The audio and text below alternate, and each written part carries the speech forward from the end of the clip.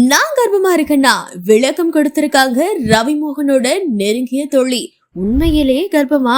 என்ன விளக்கம் கொடுத்திருக்காங்க இந்த தொகுப்புல விரிவா பார்க்கலாம் வாங்க. பாடகி கனிஷா சமீபத்துல ஒரு பேட்டியில கலந்துக்கிட்டாங்க.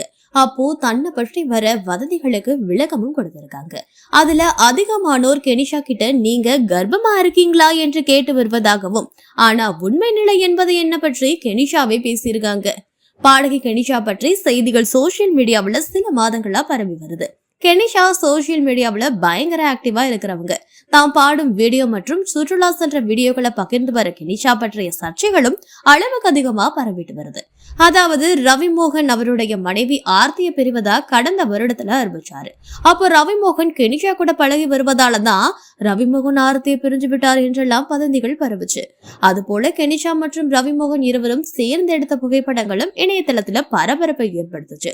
கடந்த சில வாரங்களுக்கு முன்பு தயாரிப்பாளர் ஐசாரி கணேஷ் வீடு திருமண பங்கன்ல ரவிமோகன் மற்றும் கெனிஷா இருவரும் ஜோடியா கலந்துகிட்டது பெரும் பரபரப்பை ஏற்படுத்துச்சு.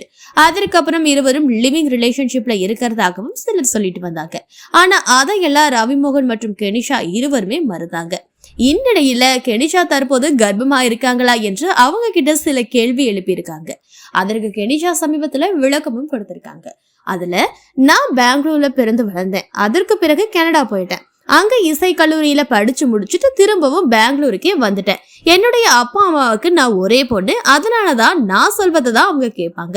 என்னுடைய அம்மாவும் பாடகி, அப்பாவும் பாடகர். எனக்கு 17 வயதா இருக்கும்போது அவங்க இறந்துட்டாங்க. அதற்கு பிறகு என்னுடைய வாழ்க்கையில நான் பல கஷ்டங்களை கடந்துதான் வந்திருக்கேன். முதல்ல காபி ஷாப் ஒன்றுல 500 ரூபாய் சம்பளத்துக்கு வேலை பார்த்தேன். இப்ப கூட சோசியல் மீடியாவுல என்ன பற்றியும் என்னுடைய அப்பா அம்மா பற்றியும் பலர் தப்பா பேசுறீங்க.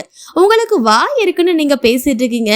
அதுவே நாளைக்கு உங்களுக்கு திரும்ப கர்மா சும்மா விடாது. நான் கர்ப்பமா இருக்கேன்னு கூட சிலர் கருத்துக்களை பகிர்ந்துட்டு வரீங்க. எனக்கு 6 பேக் தான் இருக்கு. நான் ஒன்னும் கர்ப்பமா இல்ல. யார் என்ன பேசினாலும் அது அவங்களுக்கு திரும்ப வரும். கர்மா சும்மா விடாது. எது உண்மை எது போய் என்று எல்லாருக்கும் ஒரு நாள் தெரியும். என்ன பற்றி பேசிட்டு இருக்க உங்கள பல பேருக்கு அப்பா அம்மா கூடவே இருப்பீங்க. நீங்க செய்யற தப்பையெல்லாம் அவங்க கேள்வி கேட்பாங்க. நீங்க வீட்டுக்கு வந்தா மட்டும்தான் பயப்படுவீங்க. ஆனா என்னுடைய பெற்றோர் மேல இருந்து என 24 மணி நேரமும் பார்த்துட்டே இருக்காங்க.